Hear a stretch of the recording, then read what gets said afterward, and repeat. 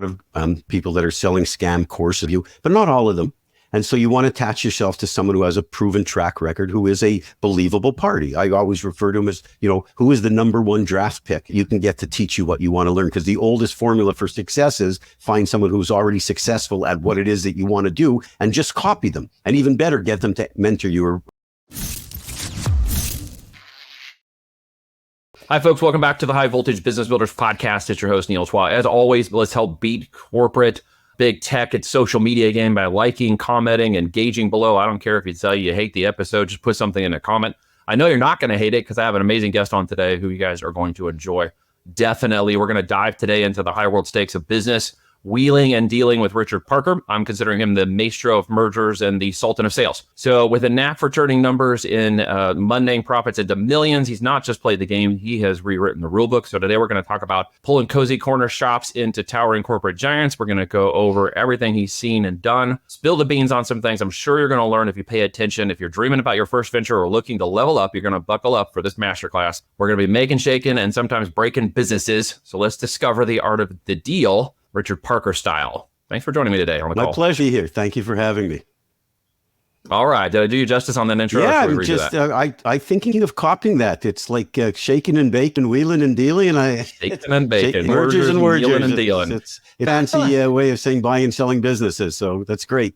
Buying and selling businesses, which we speak that language and we've talked about it. And I'm excited to have you on today because you've been doing this and living the dream, if you will. But it's always paved with trouble, right? It's never just a golden road to the Wizard of Oz. Tell me about some of the things you've been doing, positive and negative. Let's get into it. Well, it really paved with trouble. It's paved with, and I don't want to diss it, but it's paved with challenges and obstacles, and learn to navigate those in a good way is really, it's fundamentally the whole approach, because so many people have hopes and dreams and aspirations of acquiring a business, whether it be, a small franchise, an existing business, and I'm all in an existing business for a whole host of reasons we can go into.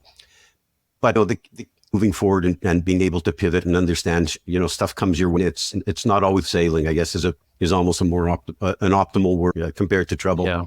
And only for about the last 34 years.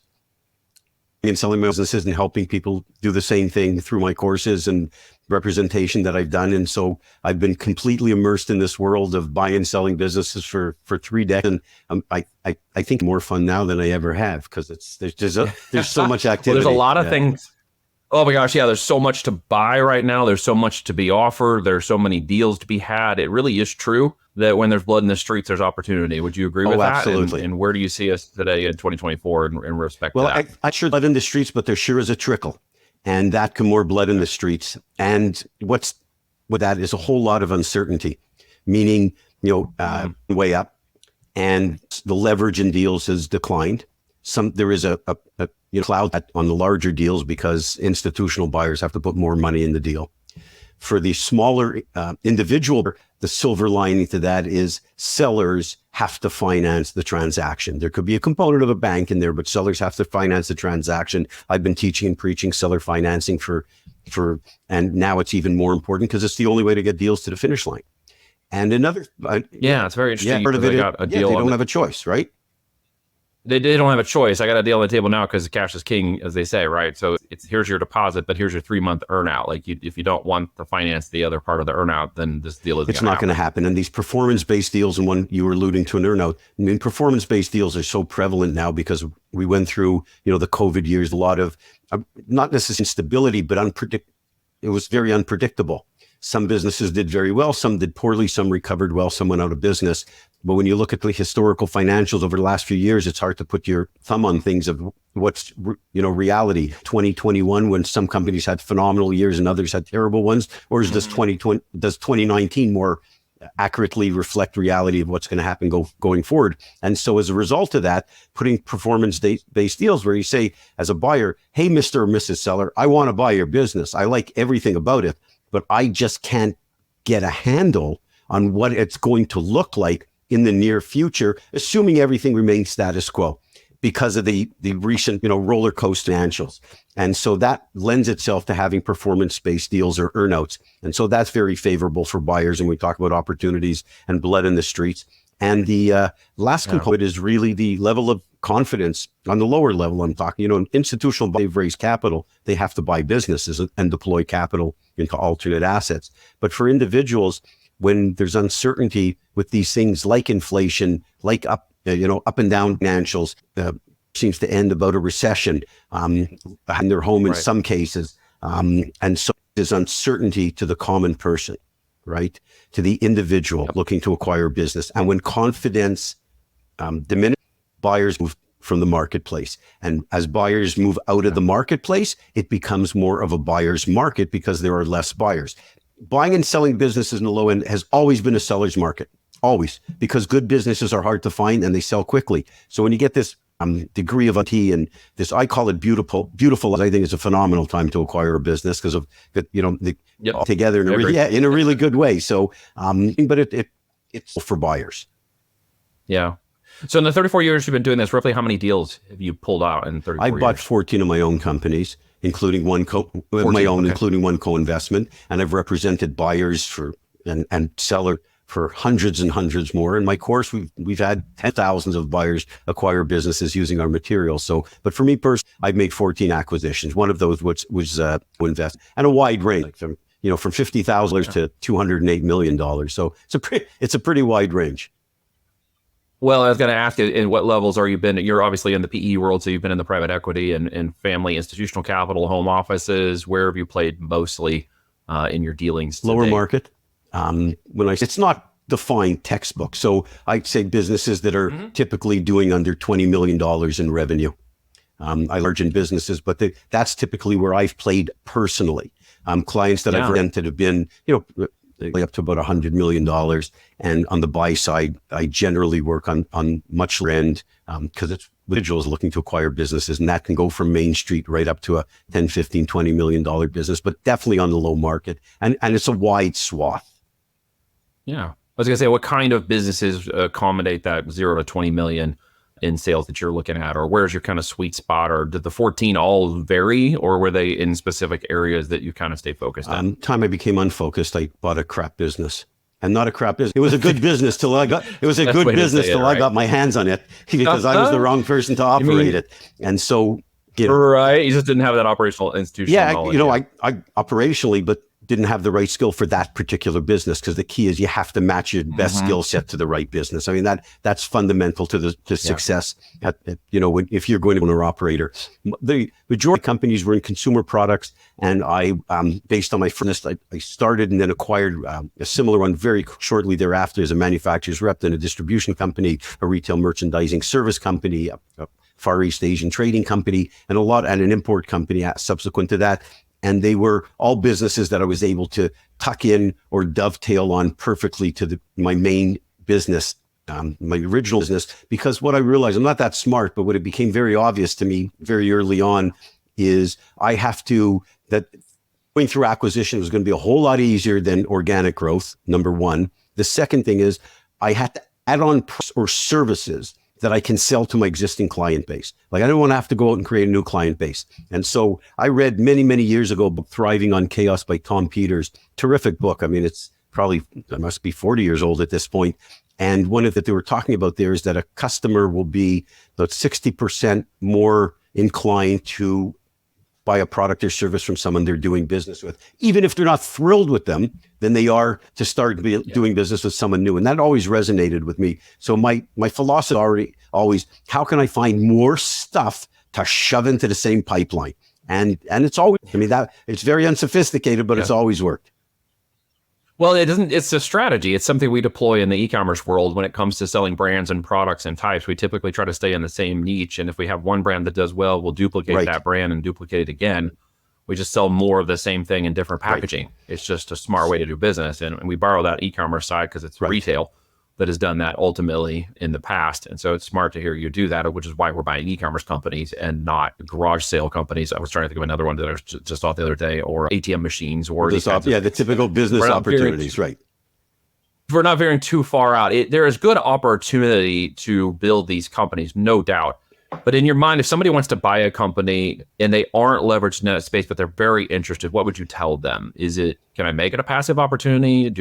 Is there risk and reward? Give me some more insights into your thought process. There's been a real push for absentee-run owned businesses of late with proliferation of the internet, a lot of delusional promises made by self-anointed gurus telling you can buy these absentee-run businesses. Careful, because absentee-run businesses usually equal absentee profits, because you need to get the guts of the business in your belly first and understand it, because if people leave or supplier changes, customer changes, if you don't understand the business, you don't even know how to replace somebody. You don't even know how to go get new customers. So you got to learn it first. And then it's great to aspire to go absentee at some point, bring in second tier management. But that's one part. As far as a part-time basis, yes, absolutely, it can be done. Just do it cautiously and intelligently so that you don't have tremendous risk. When I say risk, it's from a standpoint of the business can't drag you down, meaning if you're working full time and you acquire something small just to get it going, well, it can't start to infringe upon your income that you rely on your job unless it's a good infringement, meaning the business is starting to grow and now you're starting to say, hey, wait a minute, I think I can get out of my job and start doing this full time. Yeah. So you need to think about what does that life look like? Right? You make the purchase, because it's very easy to say, well, I'm going to do this and everything. It's all, blue sky and pixie dust and unicorns. And then all of a sudden say, oh, shoot, like this is taking me 40 hours a week and I'm working 50 and I don't have time to see my family. So you have to be very mindful of what's going to look like after you make the acquisition. But getting into business, first of all, even when you refer to leverage, this is very doable. And what I've found over the years, and I've spoken to tens of thousands of aspiring business owners over the years, and one of the most common things is people don't realize that this is doable. Like there's this perception that this is for big companies, this is for rich people. And nothing could be further from the truth, because all you need to do is walk down Main Street, USA and take a look who owns the businesses. They're not conglomerates, right? They're small businesses. And then there's a whole between those and billion-dollar companies, and there's distribution companies and wholesale companies and small manufacturers. So there's a wide swath of them. And so, people, this is very doable is critically important, because you just operate them well. It's a great idea, but I don't think I can do it. And that's the wrong option.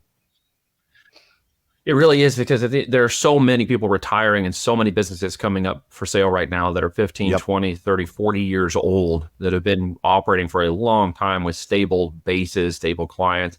It's just there are certain types that you may not want to get into that even create good opportunities. I'm thinking of businesses right now in the services area where there are quite a few of them in the electrical or plumbing or whatever that are coming up because the owners are aging out, and they have a great book of business and they've made really good money, but you've got to get involved in that business operation. You've got to get involved. You've got to be willing to roll up your sleeves, get your thumb, your fingernails dirty, and then any business. So whether you perceive something like, a plumtrical or HVAC to be, a dirty business, if you will, they're all dirty, because in all of them. I mean, you're not. Yeah, it's you're not you've got in the business, because if you don't get dirty in the business, what'll happen? A good business, if you don't take care of it, it's going to go south pretty quickly. Conversely, you take care of it, person to operate it. However well the prior owner operated the business, you have the opportunity and platform to increase it significantly. But people need to have the mindset. It's joy-generating work, but it's not all smooth sailing, and you got to work your butt off. And there are times that are. I was talking about it recently. I said, early on, I can't remember how many times I went to bed on Monday night and couldn't figure out how the hell am I going to make payroll on Friday. Listen, if you've never put your payroll on a credit card, have you really risked it all? You've never risked it. You've never risked it, so you've done that. And by the way, I've done it. You got to put some risk on the table. And really, people are like, well, they want to get started in this business. They're like, well, it's not the right time. We're going on FM vacation. We're doing this thing. I can't really start right now because I'm really busy at work or whatever. Then they get started. And they're like, well, can I put this on pause and maybe come back to it later? And my answer to that is always, are you really serious about the business you're in? If you don't want to run it, you have to be involved. It's not a job. That's the wrong mindset and mentality. So if someone's coming to the table here today and they're listening to this and they're thinking, okay, I got some cash, there's some opportunity, I might want to buy something. What are Richard Parker's picks for 2024 if someone was to ask your advice on what to buy and where to buy coming into this year and going into the year, I guess. If people are concerned related to recession, there's one thing that I always advise them is stress test the business, because you can go back to past periods where we went through the recessionary stages and see how the business businesses in that period and how they came out of it.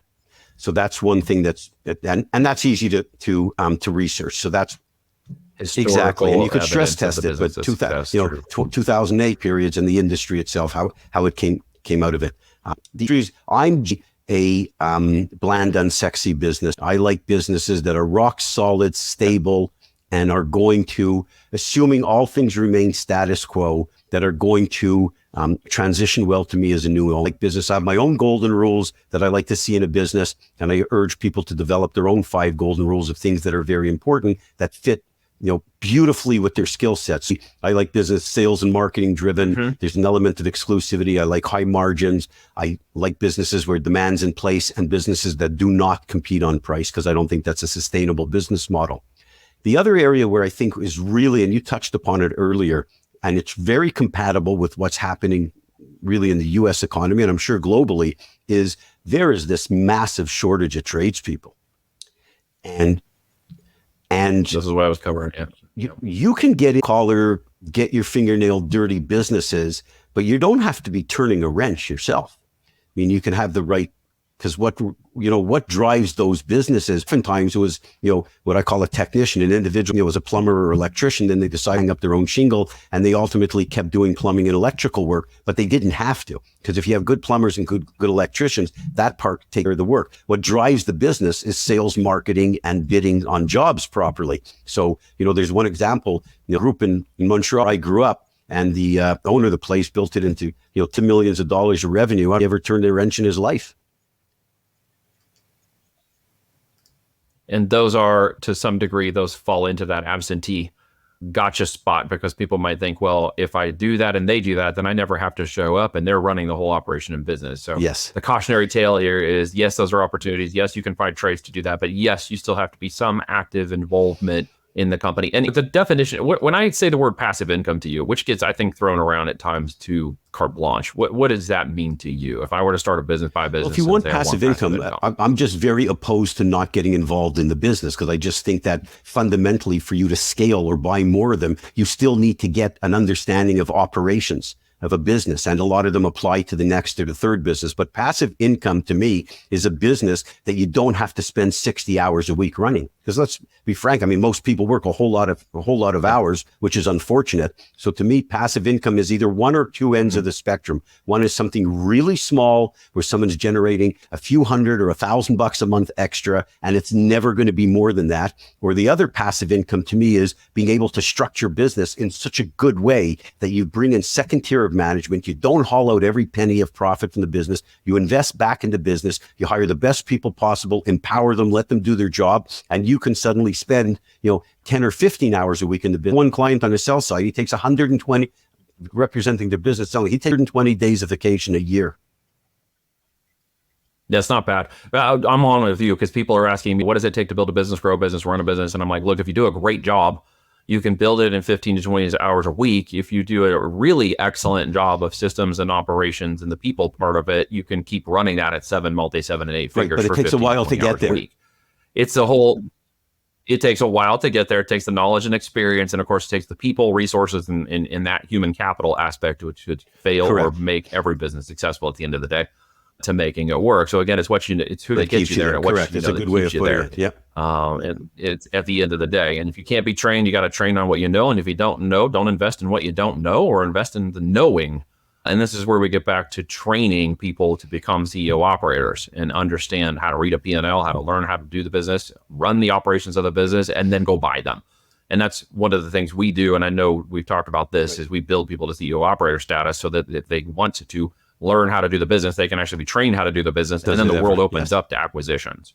Yes, and then absolutely. It's like, now we can buy it's growth, exactly what happens. Right? And you touched on one very important point. Early in my career, I had no financial acumen.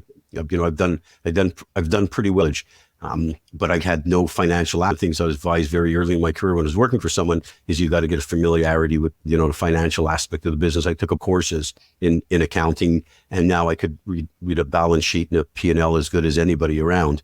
But it took a lot of work, and it's really important because you need to understand your financials and your cash flow and what have you. And people very often are intimidated by that, but they shouldn't be, because it's math. I mean, once you understand that financial statements follow a general layout, It's, it's math. Sometimes are presented a little differently, or the verbiage is slightly off, but not significantly, and especially in businesses. So a great tip familiar reading a P&L and understanding and being able to look for some of the things that are red flags or concerns. You've got to get familiar with that and take a course or what have you, because you're looking for businesses. You keep sending every bit of financial information to your CPA to look at, because you'll end up spending tens of thousands of dollars on accounting for things that you could easily and really easily do on your own. So that would be something that I would really urge people to get ahead of the curve if they're going to go and understand that. Yeah. That's good. It's really good, because at the end of the day, you can have a college degree and I'll end up just being a really great employee with an MBA that's worthless. I didn't go to college. I learned these things on the fly. I learned them out of experience. I learned them out of hard knocks. I learned them by pushing the envelope and learning how to do it, which is something obviously you've done as well. And at the end of the day, it's not rocket science. And I think so many people think you need to have this like super level of intellect to do any kind of business. And they wonder, how could somebody with no degree run a business? Don't you have to have a degree? Don't you have to learn how to do business? And my answer is no. Actually, you don't. And the time that you took to go learn that, I was actually doing it. Failing up and learning how to do it. So failing up, this is more pro homeschool where I'm at, and I'm pro alternative education of any kind that allows people to benefit from a mentoring relationship, a one-on-one. You talked about the tradesmen's a minute ago. It's really an apprenticeship to go into those positions and learn how to do them. You can't just simply walk into somebody's house and start saying, I'm a plumber, and start. Well, I've had some of those come to my house. You can't just say, I'm an electrician.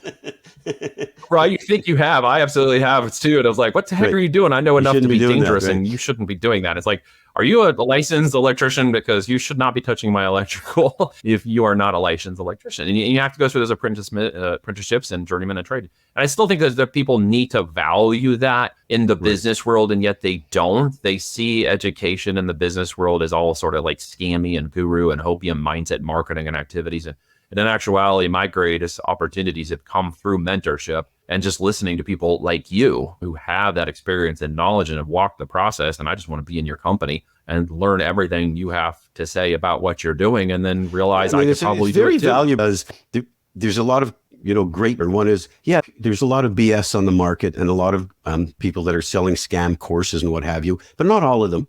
And so you want to attach yourself to someone who has a proven track record, who is a believable party. I always refer to him as, who is the number one draft pick you can get to teach you what you want to learn. Because the oldest formula for success is find someone who's already successful at what it is that you want to do and just copy them. And even better, get them to mentor you or provide some guidance. So there are very helpful people and legit people that are out there. And there's a lot of con artists. And so you have to weed through. And, my all of it is about an informational product. To me, it's always if someone offers a refund. If they're not willing to guarantee for a reasonable period of time, and I'm not talking 30 days, I think long enough, then you have to stay away from that, because people need to stand on the track record. And if they're not going to, then their agenda to help isn't really sincere, and they're just trying to sell courses, and they should be more than willing to give you plenty of time to get your, to get your water and see you. And then from some of the other points that you're making, as far as, this is not getting into sending men to the moon here. You've done it without a college education. I've done it. There's plenty of people who've done it.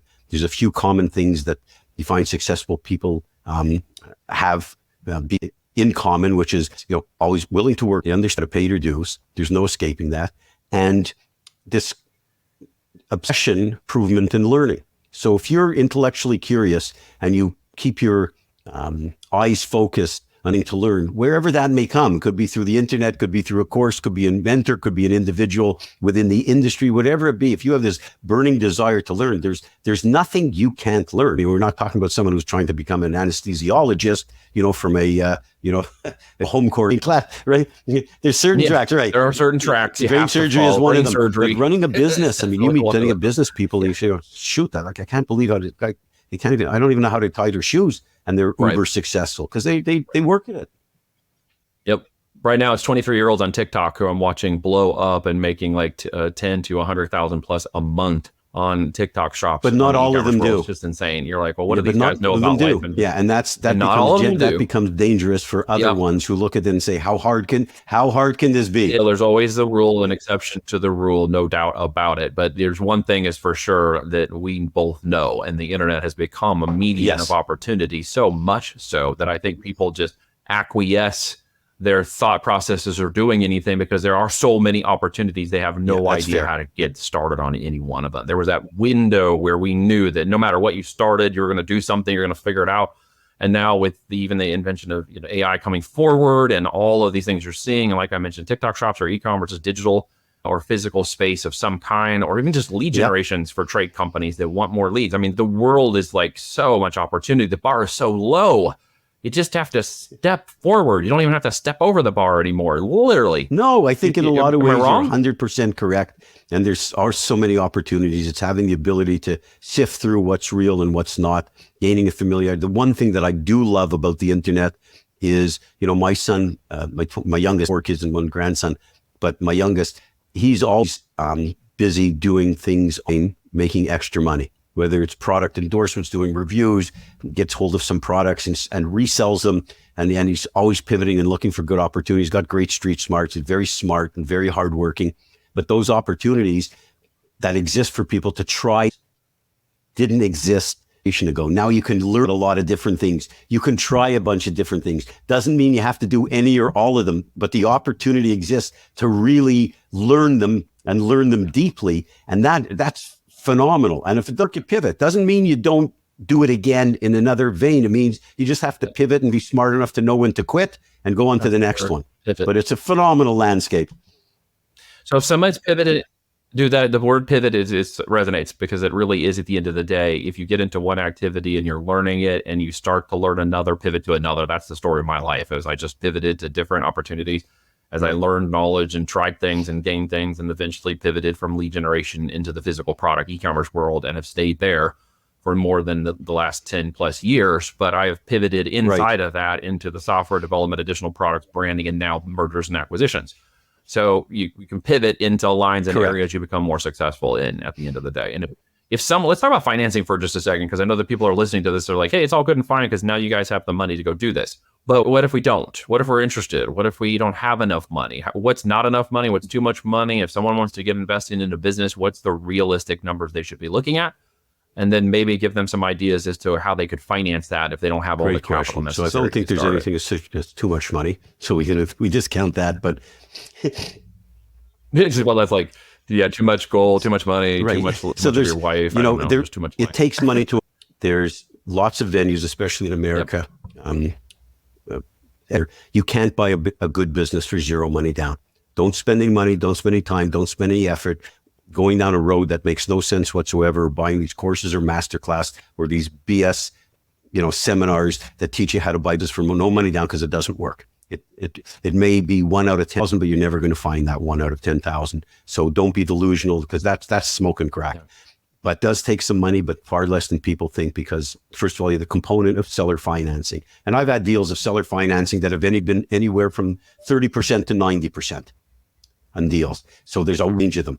Obviously, with the silver tsunami that's happening now and the amount of babes that are retiring, there's going to be many more businesses coming onto the market. There will not be a buyer for every one of those businesses. Deal terms, people will be able to, by and large, be able to negotiate much better deal terms. I've been teaching and preaching for decades, and it's actually the name I buy a good business at a great price, because the deal terms are important. So sometimes you have to have the mindset, hey, I'm willing to I'm even to pay a premium, more than you even wanted for the business.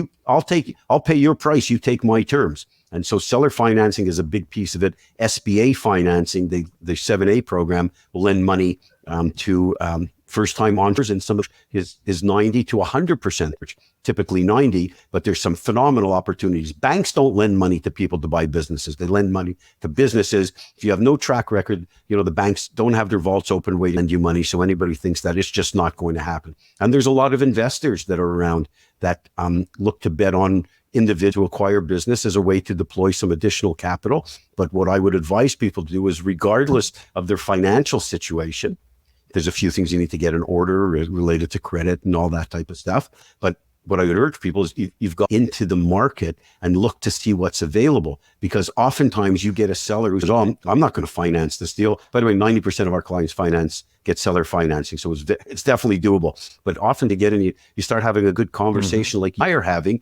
and you're the owner of the business, and you say, hey, I really like that guy. That person I want to run he or she gets it.